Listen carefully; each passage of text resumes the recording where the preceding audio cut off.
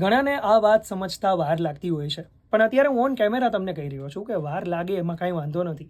અને જો તમારી ઉંમર નાની હોય અને તમારા સુધી આ વિડીયો પહોંચી ગયો હોય તો અત્યારે જ સમજી જાઓ.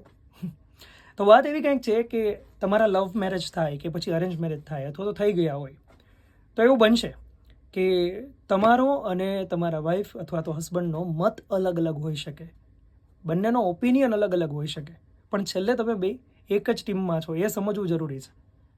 આપણે બસ આ નથી સમજી શકતા કે આપણે બંને એક જ ટીમમાં છીએ. આપણે એ અલગ ને આપણે અલગ, હું કહું એ જ સાચું એવું ઘણી વખત અભિગમ રાખતા હોઈએ છીએ અને એના લીધે જીવનમાં તકલીફ થતી હોય છે.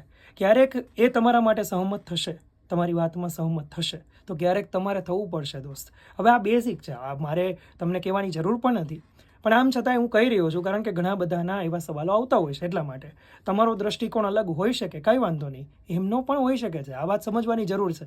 બંનેના ઓપિનિયન કોઈ એક વાત માટે સરખા ના હોય એવું બની શકે, કારણ કે એ એક અલગ વ્યક્તિ છે અને તમે એક અલગ વ્યક્તિ છો. બસ આ સમજી જાઓ એટલે જીવનમાં બહુ તકલીફ નહીં પડે. પછી એ કોઈ પણ પ્રકારના મેરેજ હોય, લવ મેરેજ હોય, અરેન્જ મેરેજ હોય કે પછી લવ વિથ અરેન્જ હોય, પછી જે કાંઈ આવતા હોય એ બધા જ હોય, તકલીફ નહીં પડે. Okay, God bless you.